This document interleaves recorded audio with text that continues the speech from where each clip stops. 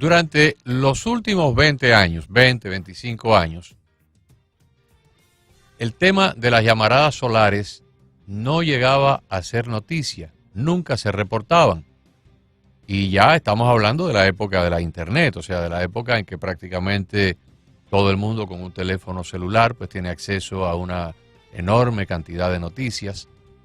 Hemos estado también durante esos 20 o 25 años con YouTube, con una multiplicidad de canales de televisión por cable. Y sin embargo, en los primeros años de la década del 2000, los primeros años de la década del 2010, este tema no era un tema frecuente. Sin embargo, desde hace unos 12 o 18 meses para acá, rara es la semana en que no hay una noticia emanada o bien de la NASA o de grupos de astrónomos o de la propia Agencia Aeroespacial Europea que detecta una llamarada solar. Algunas de ellas son verdaderamente espectaculares. Mega llamarada solar. El otro día, creo que fue ayer o antes de ayer, una fotografía de satélite tomada de la corona del Sol donde se veía una llamarada solar gigantesca, pero tan gigantesca, más grande que la Luna, que había salido de ahí y estaba causando toda una serie de alarmas. Hay dos posibilidades, en mi opinión. Una es que antes no teníamos los equipos de detección o de medición suficientes y ahora sí los tenemos. O la segunda posibilidad es que todo nuestro sistema solar haya entrado junto con el Sol en una región donde hay una mayor actividad, o tal vez el Sol dentro de su propia evolución como estrella pues esté atravesando por un ciclo propio de este tipo de situaciones. El caso es que hay gran preocupación en ciertos sectores, inclusive de personas que trabajan para el gobierno federal de los Estados Unidos, en lo que es la protección de la infraestructura, de que más tarde o más temprano una de estas llamaradas apunte directamente a nuestro planeta y nos produzca el colapso de la red eléctrica, el colapso de la internet o el colapso de las comunicaciones, aunque pudiera ser de manera temporal, pero también hay algunos que han dicho que esto pudiera ser de manera cuasi permanente si la llamarada fuera lo suficientemente fuerte y en la dirección correcta, paralizando nuestro sistema eléctrico nacional. Vamos a darle la bienvenida a Fernando Correa, astrónomo del equipo de Milenio TV, para conversar precisamente sobre este tema. Lo tenemos vía Zoom, siempre un gusto tenerlo con nosotros. Gracias por acompañarnos. ¿Qué tal, Carimes? ¿Cómo están, amigos? Saludos allá a Miami. Sí, muy interesante y cada vez más importante el sol, dada la tecnología que manejamos. Vamos a explicar algunos aspectos. Primero, no es que el sistema solar haya llegado a un lugar donde hay más energía. Se trata de la propia energía interna del sol. Lo segundo que hay que establecer es que nuestra estrella no es fija, varía ligeramente cada 22 a 24 años. Me explico. Desde hace poco más de 400 años que hay telescopios, se ve que en el Sol aparecen manchas. Estas manchas oscuras son más numerosas cuando hay máximo de actividad solar. El máximo es cada 11 y medio años. Entonces vamos hacia el máximo número 25 que ha registrado la humanidad. El máximo número 25 ocurre en 2024 o 2025, es decir, 11, 12 años antes fue el máximo anterior. En el año 2012, 2013, en el año 2000 vivimos otro máximo y un máximo anterior. En 1989 llegó una explosión del Sol de una de estas manchas que están en la superficie esférica, y cuando la mancha está de frente a la Tierra y explota, manchas de magnetismo, que aumenta el número de manchas, aumenta el magnetismo, y si la mancha está de frente, puede venir al planeta. El 13 de marzo del 89 fundió la Hydro-Québec, una planta de energía de la frontera de Estados Unidos y el Canadá, 8 horas sin luz, dejó fritos miles de transformadores. Sin embargo, las líneas se repararon en meses, amigos. Es decir, esto se llama el clima espacial, la actividad del Sol y sus posibles efectos en la Tierra. Claro. Lo que ocurre también, licenciado, es que hoy a diferencia de hace, tal vez en el año, por ejemplo, en el año 89, estamos hablando de, ¿cuánto? 33 años más o menos de diferencia. Hoy estamos mucho, en el año 89 no existía la Internet. Tenemos más información y más pero equipos sí disponibles para nosotros. Perdón, pero sí quedaron fritos cientos de satélites artificiales en la zona del norte, donde hubo muchas auroras boreales. Sí, es Boreal cierto. quiere decir norte. Ese es el cortocircuito en la atmósfera, sí. En la atmósfera. Lo que pasa es que en aquella época estábamos todavía mucho más en tecnologías análogas. Por ejemplo, Claro, la telefonía así es. era toda por cable, por un conducto, venía por un cable aéreo, por un cable soterrado, entraba a nuestra casa por dentro de las paredes y nosotros conectábamos un cable a la pared y hablábamos por teléfono a través de ese cable. Hoy en día todo esto es por Wi-Fi, todo es electrónico, todo es...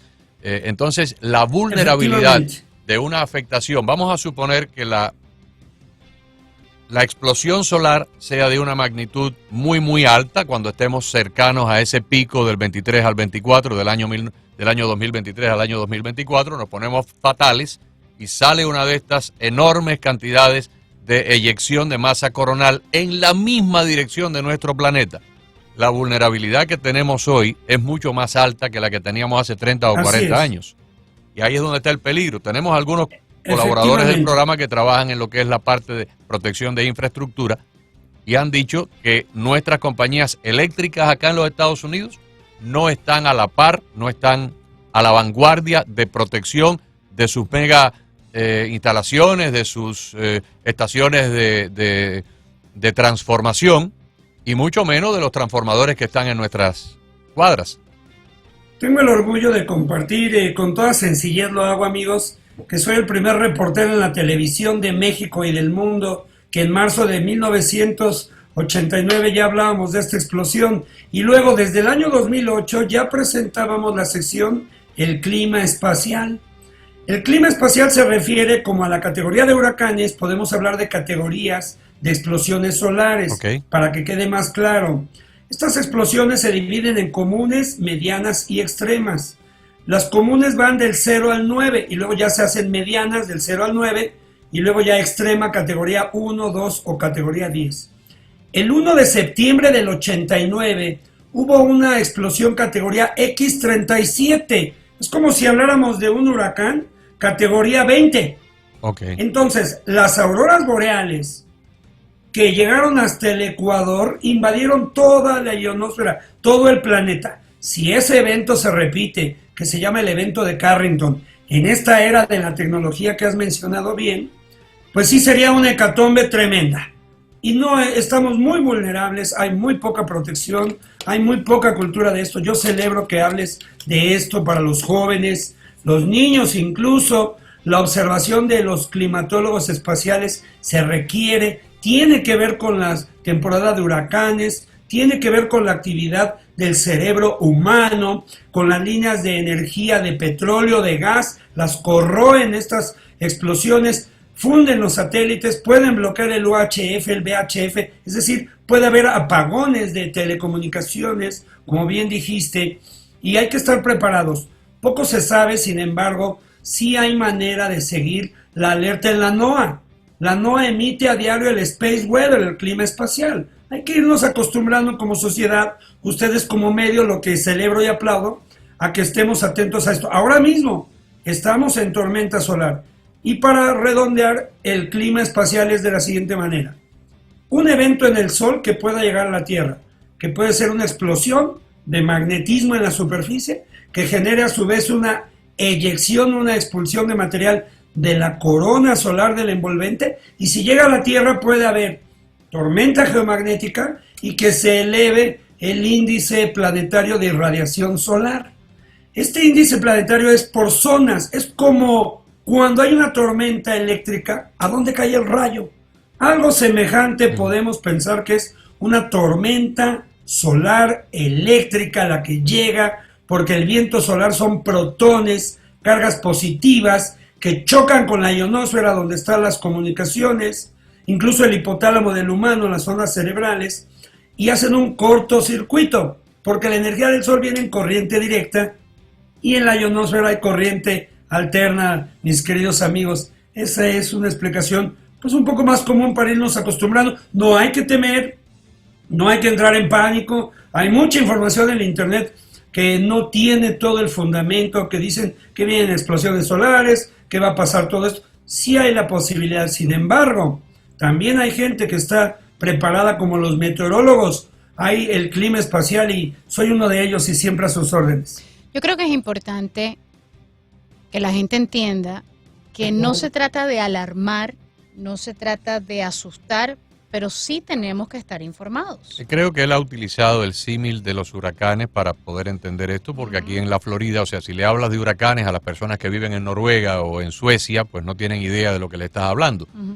Como a nosotros nos hablan de terremotos aquí en Miami, no sabemos nada de eso porque no ocurren terremotos, pero todo el mundo se puede relacionar con un huracán o con una tormenta tropical. Si viene el huracán por el medio del Atlántico y los modelos de meteorología indican que dentro de 8 días va a pasar por acá por Miami, yo creo que el meteorólogo que no lo advierte es un irresponsable y debería perder su licencia.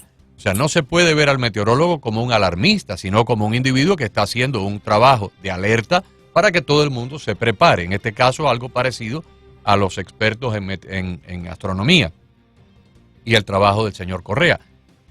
Si se alerta, no es para que la gente se meta debajo de la almohada o debajo de la cama, es para que sepamos el peligro que estamos atravesando. Él acaba de explicar que si las tormentas han sido frecuentes en este año 2022, van a ser más frecuentes el año que viene y van a tener su momento climático en el 2024. Bueno, pues tenemos que estar preparados, tenemos que estar más o menos alerta de lo que pudiera ocurrir. Sí, en una sección del clima espacial, yo lo dije en 2008 en México a nivel nacional, inauguré esta sección, se llama así el clima espacial. Va a llegar a todos los medios de comunicación tarde o temprano, dada la tecnología de comunicaciones que utilizamos. Por ejemplo, así como hay mucha irradiación solar, si hay una tormenta solar eléctrica, sobre todo en las altas latitudes, muy al norte o muy al sur, hay que estar en el interior. Las varillas de metal dentro de las construcciones son como jaulas de Faraday, es decir, ayudan a que estas irradiaciones no nos afecten más parte del cerebro, que evolucionamos con ello, pero hay experimentos de que a las personas con males cardíacos les puede afectar.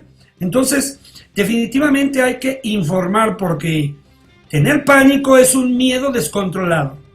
El miedo descontrolado es estar en estado de alarma y hay que estar alerta. Licenciado, entonces, en estos días, hay que conocer. En estos días creo que en Australia o en Nueva Zelanda se encallaron 449 ballenas y terminaron muriendo.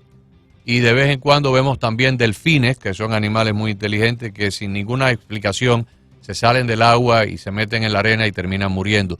¿Será que estos animales que utilizan mucho el magnetismo de la Tierra se están confundiendo por estas radiaciones que vienen de fuera y cometen actos que no están en su propia naturaleza animal?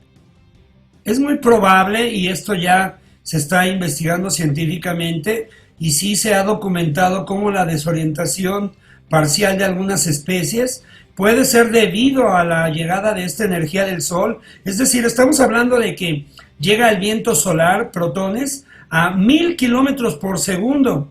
Chocan en la alta atmósfera por allá de 90, 100 kilómetros y generan estas sacudidas, como si la capa de magnetismo que hay alrededor de la Tierra se hiciera como gelatina.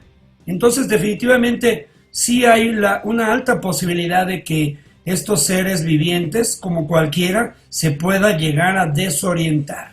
Le tengo entonces, hay que ver más. Un par de preguntas que me han hecho las personas que leen semanalmente todas estas noticias de las llamaradas solares. Me han preguntado dos cosas, las vamos a separar. La primera pregunta tiene que ver con los automóviles. Y en los automóviles, a su vez, hay dos categorías. El automóvil que está apagado, como el nuestro, que en este momento está en el estacionamiento apagado. O cuando estás manejando. O cuando el automóvil está circulando y están todos los circuitos encendidos. Si hubiera una llamarada solar de unas proporciones extraordinarias que fuera capaz de destruir, por ejemplo, un satélite de comunicaciones o un transformador de una compañía eléctrica, ese automóvil, el que está circulando, sería afectado y el que está estacionado y apagado quedaría inmune. Sí, la lógica indica que ocurriría como lo mencionas. Sin embargo, aquí hay que puntualizar que no sería todos los automóviles, sería muy local el evento, así como cuando cae un rayo, Claro. una descarga eléctrica, sí podría ocurrir esto. En el caso de los satélites, como están allá arriba, pues sí quedan fritos literalmente. En el caso de las grandes plantas de energía, pues han hecho la atracción de esta misma corriente directa del Sol, estos protones de muy alta velocidad, y por eso se han fundido las plantas, los transformadores, y la energía se va corriendo por las líneas eléctricas, como que son fenómenos diferentes. Sin embargo, todo ello es una cultura, así como hay cultura de huracanes y muy amplia allá en la península, pues el clima espacial es para todo el planeta. Claro. Entonces, más vale saber. Entonces, esa es una pregunta, ¿verdad? Espero me haya dado a entender. La segunda pregunta tenía que ver con las personas que tienen sistemas de paneles solares en sus techos. Estos son circuitos cerrados donde el panel solar de célula fotovoltaica genera la electricidad a partir de la luz del sol, la transmite por un cable y se almacena en la batería. O hay personas que no tienen baterías y se la venden a la compañía eléctrica con un sistema que está conectado al metro o al contador de la compañía eléctrica. La pregunta que me han hecho, y no tengo respuesta para ello, si se anunciara con 6, 12 horas de anticipación que viene una de estas megas tormentas, ¿sería una acción prudente del dueño de esos aparatos apagarlos y desconectarlos? De hecho, lo más prudente es no solo con los paneles solares, absolutamente con todos los aparatos. Los satélites de nueva generación, los nanosatélites, ya tienen sistemas de modo seguro de ponerlos de puesta a tierra. Las compañías que generan electricidad de una u otra manera ya han aprendido esto de los llamados eventos de Carrington. Estos eventos de Carrington, el uno fue cuando se quemaron los telégrafos. Imagínense ustedes, 1 de septiembre de 1989, recordemos, ya lo dije, los cables de los telégrafos que había en Nueva York y en Londres sacaron chispas y los papeles se incendiaron. Tiempo después se supo por un astrónomo del observatorio de Greenwich llamado Carrington que habían sido una explosión solar muy fuerte y calcularon la explosión y se dieron cuenta que fue global, es decir, que las auroras llegaron hasta el Ecuador. Entre más lejos llegan del polo las auroras, que es por donde entra la energía del Sol, porque allá las dirige nuestro campo magnético, se van disipando más hacia el Ecuador, hacia el Ecuador, hacia el Ecuador. Entonces, si viniera un evento global, seguro, escúchenlo bien, seguro estoy que se anunciaría. Lo hace la NOAA, lo hace la USGS, claro. Lo hacemos en México, en la Sociedad Astronómica de México, lo hace la NASA, lo hace la Agencia Espacial Europea. No, lo haríamos nosotros, que estamos muy pendientes de estas noticias.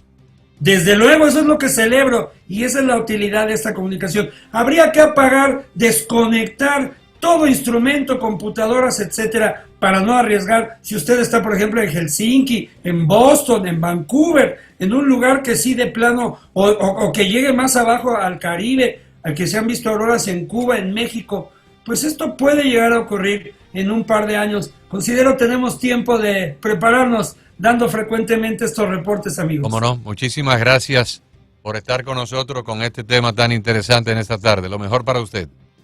Gracias, hasta siempre. Hasta siempre. Fernando Correa con nosotros, astrónomo del equipo de Milenio TV, conversando sobre estas llamaradas solares. Vuelvo y repito, no se trata de que la gente piensa que uno está asustando, pero es una realidad que estamos viviendo, está ahí, ocurre, está ocurriendo cada día más frecuente, quizás tenemos más tecnología, claro, para tener más información, pero no podemos tapar el sol con un dedo, literalmente. ¿Qué deberíamos hacer, por ejemplo, si en este momento los organismos internacionales, la Agencia Aeroespacial, anuncia que viene una llamarada solar que va a llegar a planeta Tierra mañana a las 6 de la mañana? ¿Qué deberíamos hacer?